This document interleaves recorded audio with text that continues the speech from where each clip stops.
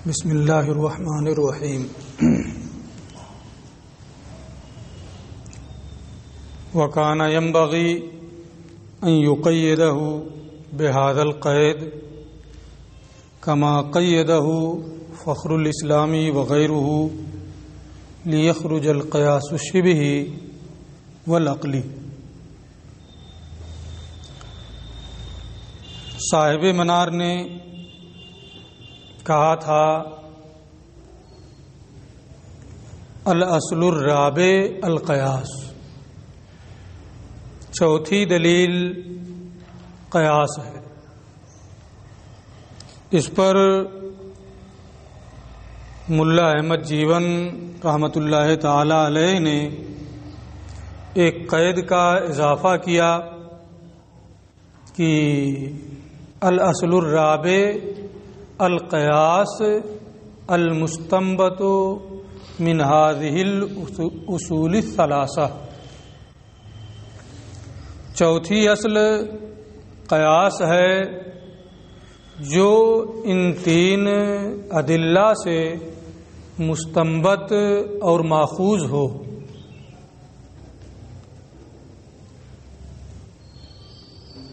اس قید کا اضافہ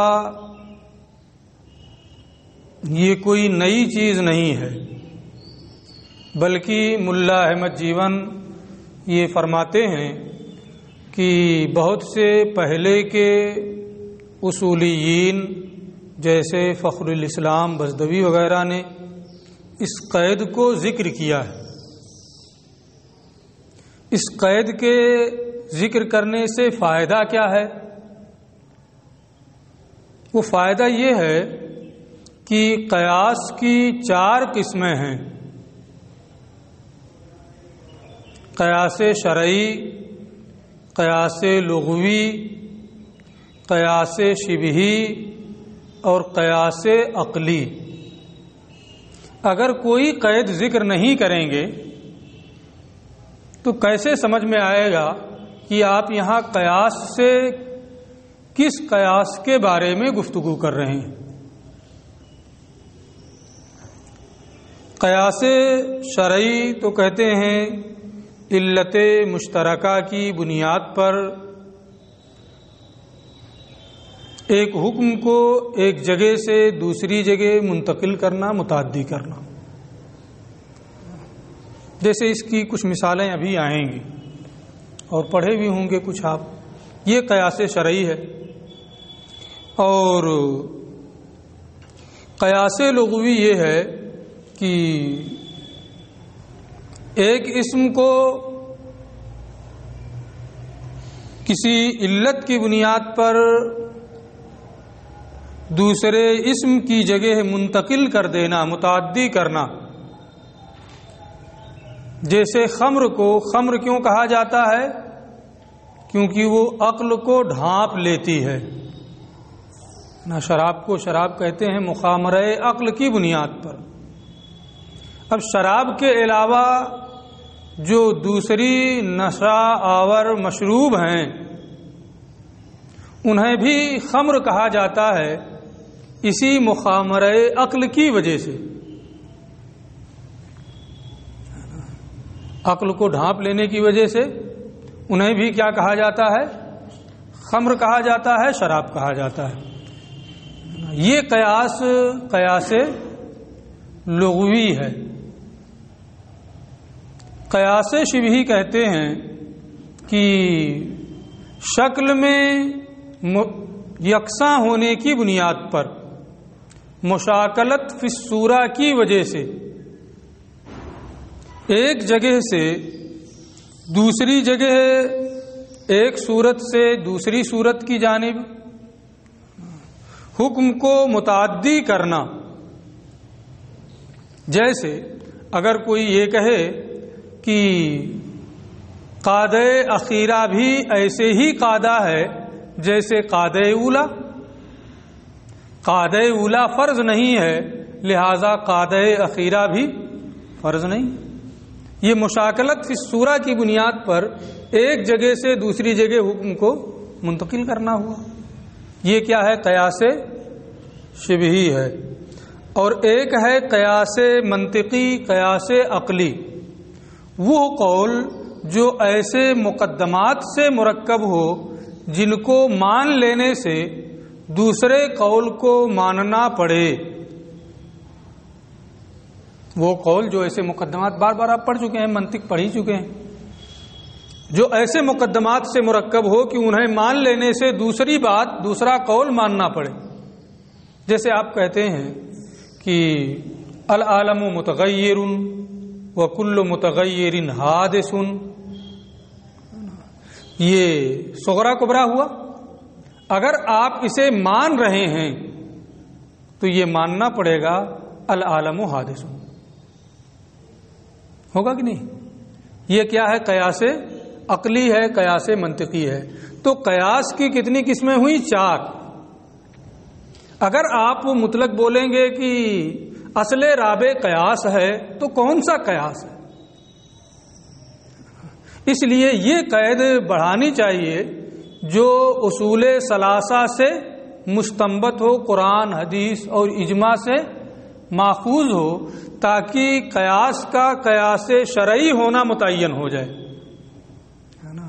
اور دوسرے جو قیاس ہیں، قیاس لغوی، قیاس شبہی اور قیاس عقلی، وہ سب اس سے خارج ہو جائیں، ہے نا؟ اس لیے اس قید کو ذکر کرنا چاہیے۔ اسی کو یہ کہہ رہے ہیں وَكَانَ يَنبَغِي، صاحب منار کو چاہیے کہ وہ اس قید کو ذکر کریں۔ کون سی قید؟ وہی جو اوپر ہے، المستنبط من هذه الاصول الثلاثہ، ٹھیک ہے؟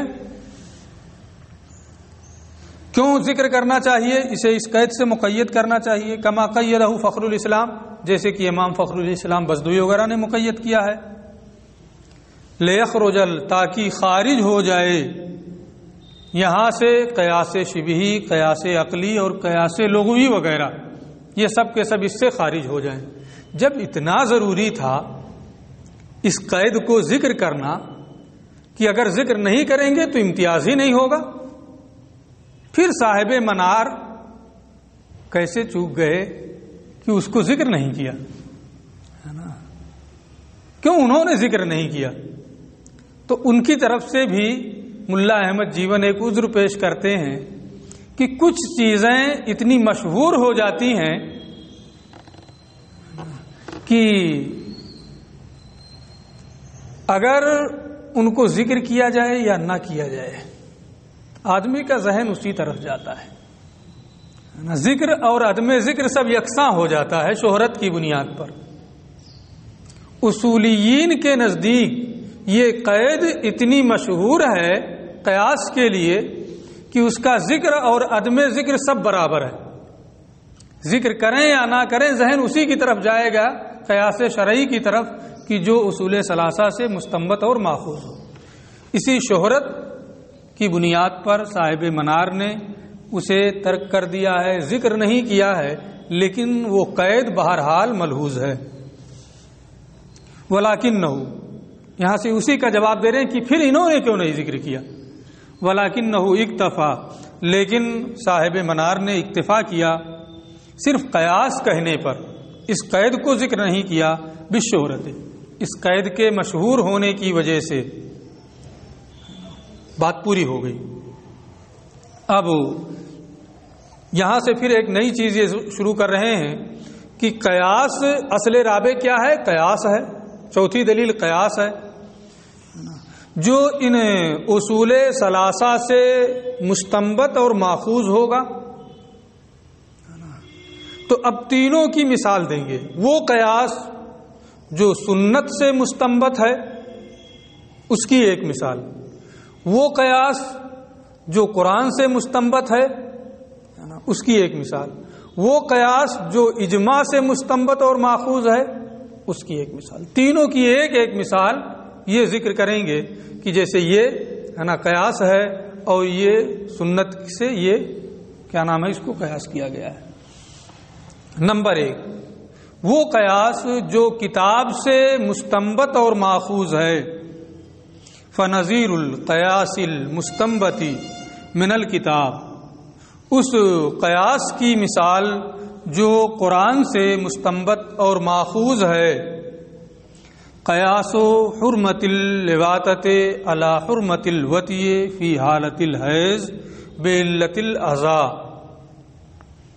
المستفادۃ من قولہ تعالی ولا تقربوہن حتی یطہرن۔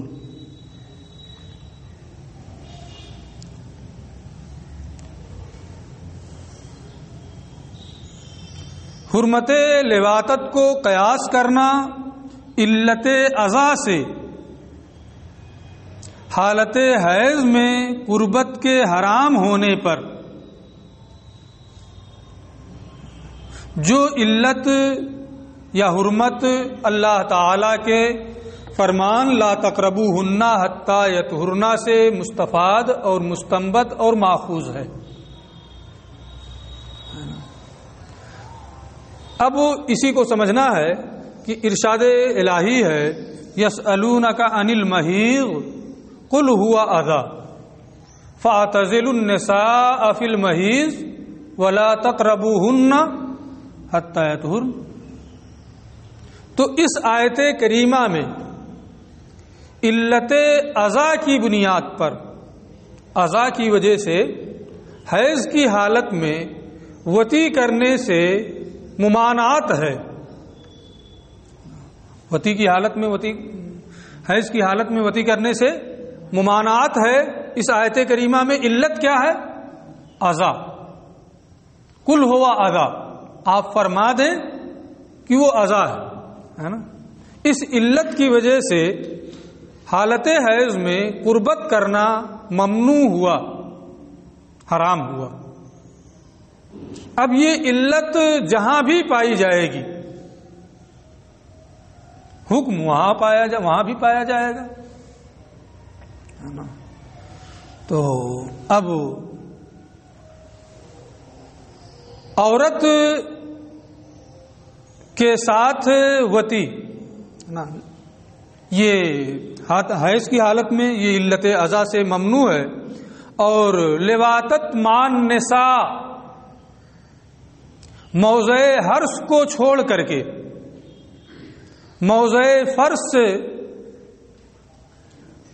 سے اگر کوئی فائدہ اٹھانا چاہے، فائدہ اٹھائے تو یہ کیا ہے؟ حرام ہے۔ کیوں؟ اس لیے کہ جس علت کی بنیاد پر حیض میں وطی کرنے سے منع کیا گیا وہ علت یہاں بھی پائی جا رہی ہے، یعنی اس کے مقام مخصوص کے علاوہ قبول کو چھوڑ کر کے دبر سے فائدہ اٹھانا لواطت مان نساء ہے نا، اس میں بھی کیا ہے؟ موضع اذی ہے، وہ موضع فرض ہے نا۔ تو اذی کی علت کی بنیاد پر جیسے حیض میں وطی کرنا یہ حرام ہے، ایسے ہی عورت سے لواطت مان نساء جو ہے یہ بھی کیا ہے؟ حرام ہے۔ یوں ہی اغلام بازی، لواطت مار رجال، یہ بھی کیا ہے؟ حرام ہے۔ کیونکہ جیسے حیض کی حالت میں اذی کی وجہ سے وطی سے ممانعت کی گئی، وہ علت اذی یہاں بھی متحقق ہے، لہذا یہ بھی کیا ہے؟ اسی کی طرح سے حرام ہے۔ اسی کو انہوں نے کہا ہے، یہاں کوئی تخصیص نہیں کی ہے۔ حرمت لواطت کو قیاس کرنا، چاہے لواطت مار رجال ہو یا مان نساء ہو، کس پر قیاس کرنا؟ حیض کی حالت میں وطی کے حرام ہونے پر۔ کس علت سے؟ اذی کی علت کی بنیاد پر، جو حرمت اللہ کے اس فرمان ولا تقربوہن حتی یطہرن سے مستفاد اور ماخوذ ہے۔ بات سمجھ میں آ گئی؟ یہاں کچھ اعتراضات و جوابات بھی ہیں ہے نا، لیکن یہاں ہمیں صرف اتنا سمجھانا تھا کہ یہ وہ قیاس ہے جو قرآن سے مستنبط ہے۔ قرآن میں علت بتائی گئی، علت اذی، اور اسی علت اذی کو لواطت مار رجال اور لواطت مان نساء میں بھی پائی گئی وہی علت، لہذا وہاں بھی حرمت کا حکم دیا گیا۔ ٹھیک ہے؟ دوسری چیز وَنَظِيرُ الْقِيَاسِ الْمُسْتَنبَتِ مِنَ السُّنَّةِ قیاس و حرمت تفاضل الجس والنورت بعلت القدر والجنس علی حرمت الاشیاء الستۃ المستفادۃ من قوله علیہ السلام الہنتۃ بالہنتۃ والشعیر بالشعیر والتمر بالتمر والملح بالملح والذهب بالذهب والفضة بالفضة مثلا بمثل یدا بید والفضل ربا. اس قیاس کی مثال جو حدیث سے مستنبت ہے، جس اور نورا چونا، ایک قلعی چونا ہے اور ایک عمارت میں استعمال ہونے والا چونا، دونوں چونے عمارت میں استعمال ہوتے ہیں، اس سے کوئی فرق نہیں پڑتا ہے. تو جس اور نورا میں کمی بیشی کے حرام ہونے کو قیاس کرنا ہے قدر و جنس کی علت کی بنیاد پر، اشیاء ستہ کی حرمت پر، جو مستفاد ہے رسول کے اس فرمان سے الہنتۃ بالہنتۃ الحدیث. تو اب یہ بحث آپ قدوری میں پڑھ چکے ہیں کہ اگر قدر و جنس ایک ہو، دونوں چیزیں ہوں، تو کمی بیشی بھی حرام ہے اور ادھار بھی حرام ہے. اور اگر ایک چیز پائی جائے قدر یا جنس، تو کمی بیشی تو جائز ہے لیکن ادھار کیا ہے؟ حرام ہے. پڑھے ہیں نا اس میں. جیسے حدیث پاک میں کیا آیا کہ گیہوں کو گیہوں سے، چاول کو جو کے عوض، کھجور کو کھجور کے عوض، نمک کو نمک کے عوض، سونے کو سونے کے عوض، چاندی کو چاندی کے عوض برابر برابر بیچو. ان میں حدیث میں جو چیزیں ذکر کی گئی، بعض کیلی ہیں جیسے گیہوں وغیرہ، اور بعض وزنی ہیں جیسے سونا اور چاندی وغیرہ. تو اگر وہ چیز، قدر کا مطلب کیلی یا وزنی ہے، کیلی یا وزنی ہے اور ہم جنس ہے، جیسے سونے کو سونے کے عوض، چاندی کو چاندی کے عوض، گیہوں کو گیہوں کے عوض، ہے نا. تو اگر کیلی ہے یا وزنی ہے اور ہم جنس ہے، قدر دونوں معنوں کو شامل ہے، کیل اور وزن دونوں کو، تو انہیں برابر برابر بیچنا. اگر کمی بیشی کریں گے، 1 کلو گیہوں کے عوض 2 کلو گیہوں لیں گے تو یہ برابر برابر نہیں ہے، اس لیے یہ کیا ہے؟ حرام ہے. ہاتھوں ہاتھ لینا ہے، یدم بے یدن، ہے نا. ہاتھوں ہاتھ دیا ادھر اور لیا. اگر یہ ہوا کہ آج لیا کل دیں گے، ہے نا. عقد صرف کے بیان میں پڑھے ہوں گے، تقابض بدلین مجلسی میں ضروری ہے، پڑھے ہیں نا. اگر ادھار کیا تو کیا ہو جائے گا؟ حرام ہو جائے گا، ہے نا. اگر ایک وصف ہو تو کیا نام ہے، ہاں، تو اگر تمام چیزیں ہیں تو ادھار بھی حرام اور تفاضل بھی حرام. اور اگر ایک ہے، جیسے گیہوں کو جو کے بدلے میں، جنس تو ایک نہیں ہے لیکن دونوں کیلی ہیں، اس لیے کیا ہوگا؟ کمی بیشی تو ہو سکتی ہے، 10 کے بجائے 20 لو، لیکن ادھار صحیح نہیں ہے. سونے کو چاندی کے بدلے کمی بیشی تو ہو سکتی ہے، 10 گرام کے بدلے میں 50 گرام لو، لیکن ادھار یہ صحیح نہیں ہے نا. یہ بحثیں آپ پڑھ چکے ہیں. تو اس حدیث پاک کی روشنی میں ہمارے فقہائے احناف نے یہ علت اس سے اخذ کی کہ قدر اور جنس، قدر یعنی کیلی یا وزنی ہونا، جنس یعنی چیز ایک ہی جنس کی ہو، ہے نا. اگر کہیں بھی ان اشیاء ستہ کے علاوہ اور کسی دوسری جگہ بھی یہ علت پائی جائے قدر اور جنس کی تو وہاں بھی کمی بیشی کیا ہوگی؟ حرام ہوگی. جیسے جس ہے چونا کیلی ہے، جنس بھی ایک ہی ہے. اب اگر اس میں کمی بیشی کریں گے، اس میں کمی بیشی کریں گے تو کمی بیشی کرنا حرام ہوگا.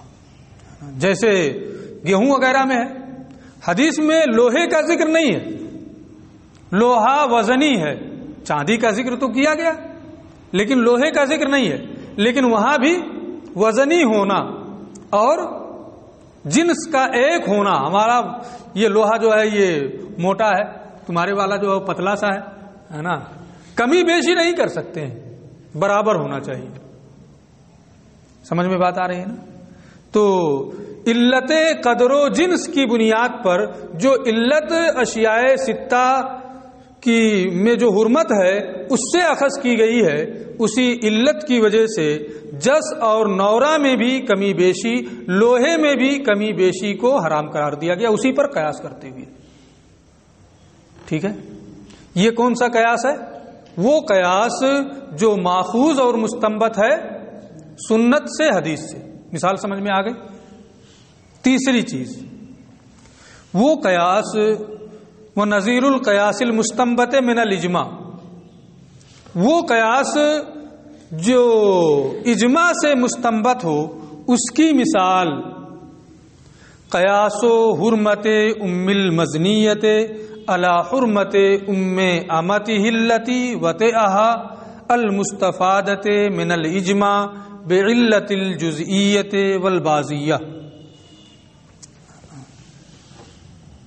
جس باندی سے وتی کی، باندی سے وتی کرنا جائز ہے کہ نہیں؟ جس باندی سے آقا نے وتی کی، اپنی اس موتوعہ باندی کی ماں سے نکاح کرنا یہ حرام ہے. دلیل اجماع. تمام فقہائے امصار کا، مجتہدین کا اتفاق اور اجماع ہے اپنی موتوعہ باندی کی ماں سے نکاح کرنا حرام ہے. علت کس بنیاد پر حرام ہے؟ کیونکہ آقا نے باندی سے وتی کی ہے نا، تو ان دونوں کے وتی کے نتیجے میں بچہ پیدا ہوا، تو وہ بچہ کیا ہوگا؟ دونوں کا جز ہوگا. دونوں کا جز ہوگا نا. جو بچہ پیدا ہوگا وہ دونوں کا جز ہوگا ہے نا. تو اس بچے کے واسطے سے واتی اور موتوعہ میں بھی جزئیت اور اتحاد ہے. بچہ پیدا ہو یا نہ ہو، بہرحال وتی کی بنیاد پر ان دونوں میں جزئیت اور اتحاد کا معنی پیدا ہو جاتا ہے. تو آقا نے اپنی باندی سے وتی کی، تو اس وتی کے نتیجے میں بچہ پیدا ہوا، تو وہ ان دونوں کا جز ہوا، واتی کا بھی اور موتوعہ کا بھی. اور اس کے واسطے سے واتی اور موتوعہ یہ دونوں ایک دوسرے کے جز ہوئے ہے نا. اس نے قربت کی، اس سے وہ موتوعہ ہوئی ہے نا، پھر بچہ پیدا ہوا، تو وہ دونوں بھی ایک دوسرے کے جز ہوئے. تو جب واتی اور موتوعہ میں جزئیت اور اتحاد ہے، اسی وجہ سے اس بچے کا ہے نا نکاح واتی کے باپ سے ہے نا، یا واتی کی کیا نام موتوعہ کی بیٹی سے، یا اگر یہ جو بچہ پیدا ہوا ہے یہ بیٹی ہے نا، تو وتی کرنے والے کے باپ یا اس کے بیٹے سے نکاح کرنا کیا ہے؟ حرام. تو یہ پتہ چلا اس سے کہ واتی اور موتوعہ باندی جو ہے اور آقا، وتی کی بنیاد پر ان میں جزئیت اور اتحاد کا معنی آ جاتا ہے.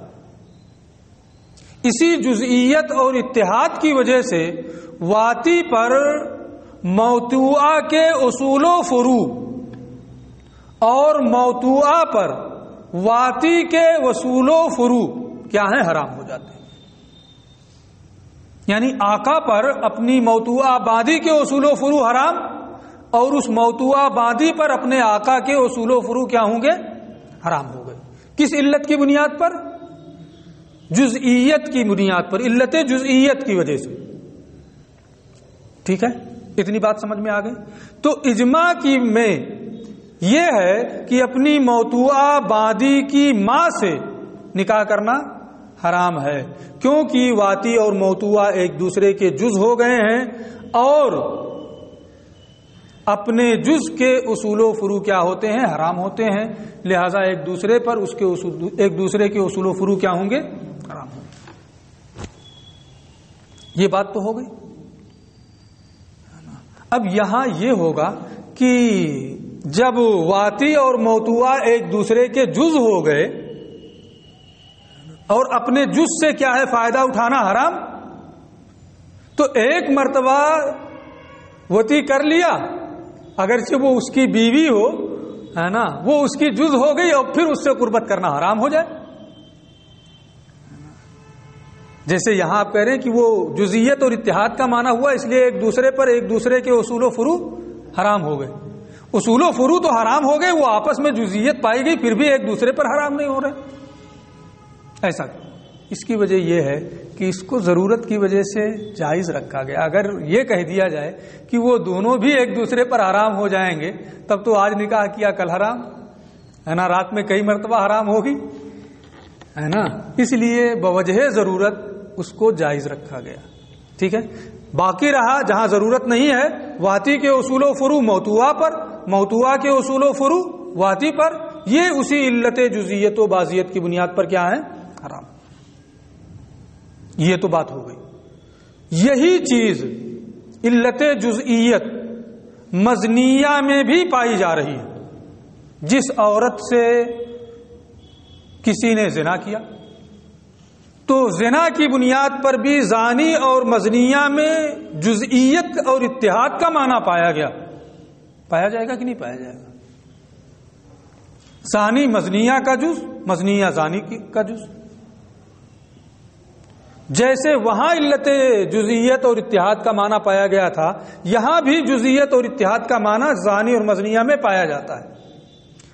تو جب علت دونوں جگہ ہے تو جیسے موضوعہ باندی کے اصول و فروع واتی آقا پر حرام ہیں، ایسے ہی یہاں بھی مزنیہ کے اصول و فروع اسی جزئیت کی بنیاد پر زانی پر کیا ہوں گے؟ حرام ہوں گے. اور زانی کے اصول و فروع اس مزنیہ پر حرام ہوں گے اسی علت جزئیت کی بنیاد پر. یہاں یہ علت جزئیت کس سے ماخوذ ہے؟ اجماع سے، ہے نا، کہ موضوعہ باندی کی ماں حرام ہے اجماع کی بنیاد پر، ہے نا. اور یہ علت نکالی گئی اسی اجماع میں، اور پھر اسی پر مزنیہ اور زانی کے اصول و فروع کا ایک دوسرے پر حرام ہونا، اسی پر اس کو قیاس کیا گیا. یہ بھی ہو گیا. بات سمجھ میں آ رہی ہے نا؟ وہ نظیر القیاس ہے، ترجمہ دیکھ لیں. اس قیاس کی مثال جو اجماع سے مستنبت ہے، مزنیہ کی ماں کے حرام ہونے کو قیاس کرنا ہے موضوعہ باندی کی ماں کے حرام ہونے پر، جو مستفاد ہے اجماع سے. اور یہ حرمت علت جزئیت اور بعضیت کی وجہ سے ہے. جیسے موضوعہ باندی علت جزئیت کی بنیاد پر حرام ہے، موضوعہ باندی کے اصول و فروع حرام ہیں علت جزئیت اور بعضیت کی بنیاد پر، ایسے ہی مزنیہ کے بھی اصول و فروع زانی پر حرام ہوں گے. اچھا، یہ بھی بات پوری ہو گئی. تینوں مثالیں ہو گئی. ان کو غور سے بار بار سنیے گا، ہے نا. مثالیں انشاءاللہ پورے طور پہ واضح ہو جائیں گی. میں نے کوشش کی ہے کہ کہیں کوئی دشواری نہ رہے، پورے طور پہ مثال واضح ہو جائے. آگے یہ کہتے ہیں وہی بات جو میں اس سے پہلے بتا چکا ہوں کہ قیاس اگر اصل ہے تو کہنا چاہیے ان اصول الشرع اربع، اور اگر اصل نہیں ہے تو پھر الاصل الرابع کہنے کی کیا ضرورت تھی؟ اس طریقے پر پیش کرنے کی کیا حاجت تھی؟ جیسے دوسرے مصنفین نے کہا ہے کہ اصول شرع 4 ہیں، یہ بھی کہہ دیتے، اس طریقے پر کیوں انہوں نے رکھا اس کو؟ اس کی یہ وضاحت کر رہے ہیں۔ وَإِنَّمَا أَوْرَدَ بِهَذَا النَّمْتِ، اور صاحب منار نے یہ طریقہ اختیار کیا کہ یہ کہا ان اصول الشرع ثلاثہ الکتاب والسنہ والاجماع والاصل الرابع القیاس۔ کیوں؟ ولم یقل، یہ نہیں فرمایا ان اصول الشرع اربعۃ کی شرع کے اصول 4 ہیں، کتاب، سنت، اجماع اور قیاس، یہ نہیں کہا۔ کیوں؟ لیکون تنبیہا علی ان الاصول الاول قطعیۃ والقیاس ظنی، تاکہ اس بات پر تنبیہ ہو جائے کہ پہلے کے 3 اصول جو ہیں یعنی کتاب و سنت اور اجماع یہ قطعی ہیں، اور قیاس جو ہے یہ ظنی ہے۔ اس بات پر تنبیہ کرنے کے لیے پہلے کے 3 اصول جو ہیں وہ قطعی ہیں اور قیاس کیا ہے؟ ظنی ہے۔ اب آپ یہاں اعتراض کر سکتے ہیں، اصول الشاسی میں اس کو پڑھ بھی چکے ہیں کہ اگر عام مخصوص منہ البعض ہو تو وہ کیا ہوتا ہے؟ ظنی ہوتا ہے۔ پڑھے ہیں شروع میں بالکل اصول الشاسی کے۔ خبر سنت اگر خبر واحد ہو وہ ظنی ہے، اجماع بطریق احاد منقول ہو وہ ظنی ہے۔ تو اصول ثلاثہ جو پہلے کے 3 اصول ہیں وہ قطعی کہاں ہمیشہ ہوتے ہیں۔ ایسے ہی قیاس کے بارے میں بھی آپ نے اس میں پڑھا ہے کہ قیاس اگر علت منصوصہ کی بنیاد پر ہو تو وہ قطعی ہوتا ہے۔ تو یہ کہ اس بات پر تنبیہ کے لیے کہ اصول ثلاثہ جو 3 پہلے کے ہیں وہ قطعی اور قیاس ظنی ہے، اس لیے الگ الگ کیا، یہ بات ہضم نہیں ہو رہی ہے کہ نہیں؟ یہ کہتے ہیں کہ ہاں بات تو آپ کی صحیح ہے، لیکن یہ اغلب اور اکثر کے اعتبار سے کہا ہے۔ اصول اول جو ہے پہلے کے 3 اصول اکثر و بیشتر وہ قطعی ہوتے ہیں، اور قیاس اکثر و بیشتر ظنی ہوتا ہے۔ اگرچہ ہے نا اصول اول میں یہ ہے، قرآن میں یہ ہے کہ وہذا بے اعتباری الاغلب والاکثر، یہ خود کہہ رہے ہیں، اور یہ اغلبی ہے، اکثر و بیشتر ایسا ہوتا ہے نا، ورنہ یعنی یہ جو کہا ہے یہ اس اعتبار سے تنبیہ ہو جائے، اکثر چونکہ ایسا ہوتا ہے اس لیے ایسا کہا ہے نا، وَإِلَّا، ورنہ تو عام مخصوص منہ البعض یہ کیا ہے؟ ظنی۔ وخبر الواحد ظنی، خبر واحد ظنی ہے، اجماع جو بطریق احاد منقول ہو وہ ظنی ہے، اور قیاس علت منصوصہ کی بنیاد پر قطعی ہے۔ اس سے یہ معلوم ہوا کہ یہاں جو انہوں نے کہا ہے یہ کیا ہے؟ اغلب کے اعتبار سے، اکثر کے اعتبار سے کہا ہے کہ پہلے کے 3 اصول قطعی ہوتے ہیں اور قیاس ظنی ہوتا ہے۔ لیکن میں سمجھتا ہوں کہ اس کا بہتر جواب یہ ہے کہ اصول ثلاثہ جو ہیں وہ اپنی اصل کے اعتبار سے قطعی ہوتے ہیں، اپنی اصل کے اعتبار سے قطعی ہوتے ہیں۔ کہیں کوئی عرض عارض آ جائے اس سے کیا بحث؟ عرض عارض کی بنیاد پر ظنی ہو سکتے، لیکن ان کی اصل کیا ہے؟ قطعی ہونا۔ اور قیاس اپنی اصل کے اعتبار سے ظنی ہے، ہاں کہیں عرض عارض کی بنیاد پر قطعی ہو جائے، ہو سکتا ہے۔ بحث یہاں اصل کے اعتبار سے ہے، اس لیے اکثری وغیرہ کے وضاحت کی کوئی ضرورت نہیں ہے۔ اصول اول جو ہیں وہ اپنی اصل کے اعتبار سے قطعی ہیں، قیاس اپنی اصل کے اعتبار سے ظنی ہے، اس لیے بوجہ تنبیہ، اسی بات پر تنبیہ کرنے کے لیے انہوں نے پہلے 3 کو الگ اور اس کو الگ ذکر کیا۔ ٹھیک ہے، اچھا یہ تو بات ہو گئی۔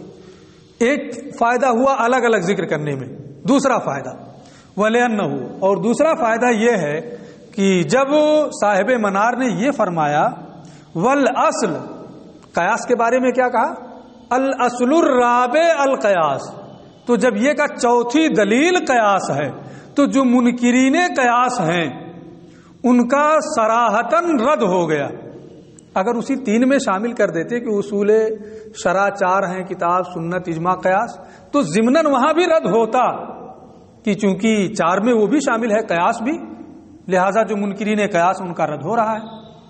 لیکن اس کو الگ جب ذکر کر دیا کہ والاصل الرابع القیاس، قیاس کے ساتھ ہی اصل رابع کو ذکر کیا، اصل کے لفظ کو، کہ چوتھی دلیل قیاس ہے، تو جو منکرین قیاس ہیں ان کا رد صراحتاً ہو رہا ہے، وضاحت کے ساتھ ہو رہا ہے۔ ایک فائدہ یہ ہے، اس لیے الگ ذکر کیا۔